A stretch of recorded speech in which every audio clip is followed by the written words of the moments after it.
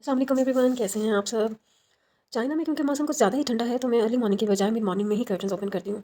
और curtains open करने के साथ ही जब घर में रोशनी आती है तो दिन खुद ब खुद खुशगवार लगने लगता है। आज का दिन भी बाकी के अक्सर दिनों की तरह ही घर के कामकाज में गुजरा। सबसे पहले तो मैंने सारे कमरों और लाउंज के कर्टन्स ओपन किए और बाहर का मंजर देखकर दिल से अपने रब का शुक्र अदा किया। कर्टन्स ओपन करने के बाद जल्दी से मैंने लाउंज की क्लीनिंग स्टार्ट कर दी और झाड़ू लगाया। ये इससे पहले कि मिंथा मेरी बेटी सीटियाँ मारकर मुझसे पहले ही लाउंज साफ़ कर ली। लाउंज में झाड़ू लगाने के साथ ही मैंने किचन में भी झाड़ू लगाया और सफाई कर डाली। बच्चों के साथ घर कभी मुकम्मल साफ़ नहीं रहता, लेकिन कोई बात नहीं, घर साफ़ ना भी हो, दिल साफ़ होना चाहिए। ये बात भी मुझे शादी के बाद ही समझ में आई, वरना शादी से पहले तो मैं सफाई पर कोई कॉम्प्रोमाइज़ नहीं करती थी। झाड़ू लगाने के बाद अब बारी थी डस्टिंग और सेटिंग की। तो सबसे पहले मैंने ज़रा सामान इकट्ठा करना शुरू कर दिया। लाउंज में जो बिखरा पड़ा था, छोटे बच्चे हों तो सामान बिखरा ही रहता है। बहरहाल मैं वक्फे-वक्फे से इनको तरतीब देती रहती हूँ।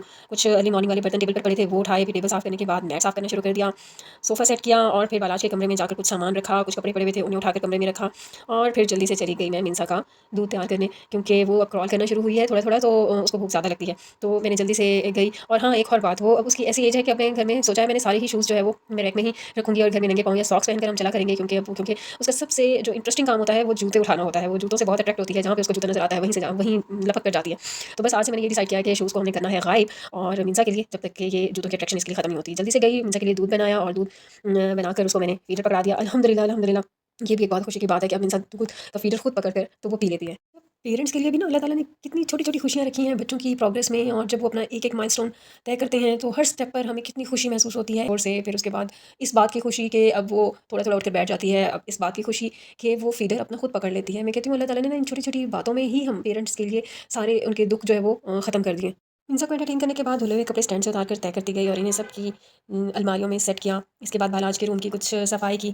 अच्छा, ये वो टाइम होता है जब बच्चे भी फ्रेश होते हैं और ज़्यादा तंग भी नहीं कर रहे होते, और मैं भी जल्दी से अपने कामों को निपटा लेती हूँ। कामों के साथ-साथ अपनी सोचों में गुम नेक्स्ट डेज़ के या नेक्स्ट टाइम के कई प्लान्स भी तरतीब देती रहती हूँ, क्योंकि जब चीज़ें और सोचें तरतीब में हों तो दिलो-दिमाग भी हल्का-फुल्का महसूस करता है।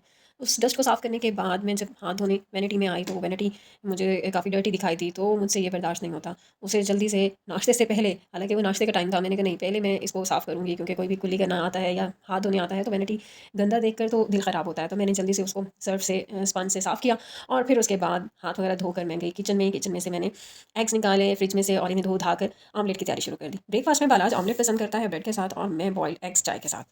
मेरी छोटी बेटी यानी मिंसा की वो एज है कि वो अब मुझसे दूर होती नहीं है। जब भी देखती है कि मम्मा कहीं किचन में या दूर जा रही हैं तो फ़ौरन रोना शुरू कर देती है। साथ बैठी रहूँ, भैया बैठे रहे, रौनक को घर में, तो फिर बैठी रहेगी, लेकिन जैसे ही मैं दूर जाऊँगी तो फ़ौरन रोना शुरू कर देगी। तो ब्रेकफ़ास्ट बनाने के दौरान ही मिंसा रोने लगी, तो उसे प्राण में बिठाकर मैं किचन में ही ले आई, और साथ ही इसकी प्योरी के लिए मैंने एप्पल पील ऑफ करना शुरू कर दिया, क्योंकि जब वो हमें खाता हुआ देखती है ना तो उसको भी भूख लग जाती है।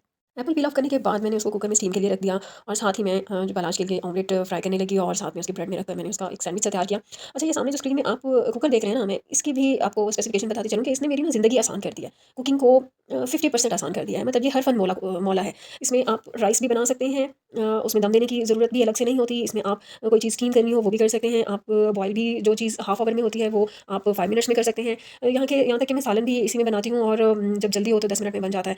तो यानी यहाँ पर चीज़ें जो हैं वो काफ़ी आसान हो जाती हैं करना। और क्योंकि पाकिस्तान में इलेक्ट्रिसिटी का बहुत प्रॉब्लम रहता है तो हम इलेक्ट्रिक चीज़ें कम ही जो है वो यूज़ करते हैं। मैं किचन का काम भी करती रही और साथ में मिंसा से गपशप भी होती रही, और आखिर में मैं अपनी चाय बनाकर टेबल पे आई। मैंने ब्रेकफ़ास्ट सर्व किया बालाज को, और फिर मैंने और बालाज ने मिलकर ब्रेकफ़ास्ट किया। अब था मेरा और बच्चों का फ़न टाइम। ये टाइम भी मेरे लिए बहुत कीमती होता है, क्योंकि ये लम्हे आगे जाकर बहुत खूबसूरत सी मेमोरीज़ में बदल जाते हैं। बच्चों के पापा अक्सर कहते हैं कि अभी तो तुम थक जाती हो इन्हें उठा-उठा कर, और कभी तंग हो जाती हो। लेकिन जब ये थोड़े से बड़े हो गए ना, इस एज से निकल गए, तो तुम इन लम्हों को तरसोगी। तो शायद बात भी सच ही है कि जब बच्चे बड़े हो जाएँ, जैसे बालाज बड़ा हो रहा है, तो वो मुश्किल से प्यार करने देता है, या मुश्किल से पास आता है, कहता है मेरे बाल ख़राब हो जाएँगे। व्यूअर्स, आखिर में मैं ये कहना चाहूँगी कि बच्चों के साथ घर कभी परफेक्ट नहीं होता, बस प्यार परफेक्ट होना चाहिए। अगर आपको मेरी वीडियो अच्छी लगी हो तो लाइक, कमेंट और सब्सक्राइब ज़रूर कीजिएगा। बच्चों के साथ क्वालिटी टाइम स्पेंड करने के बाद होता है बालाज के स्कूल जाने का टाइम, और उसको मैंने जल्दी से तैयार किया और बहुत सारी दुआ के साथ अपने बेटे को स्कूल रवाना किया। अल्लाह पाक मेरे, आपके और हम सबके बच्चों को नसीबत से महफूज़ रखे। आप भी अपनी दुआओं में याद रखिएगा। अल्लाह हाफ़िज़।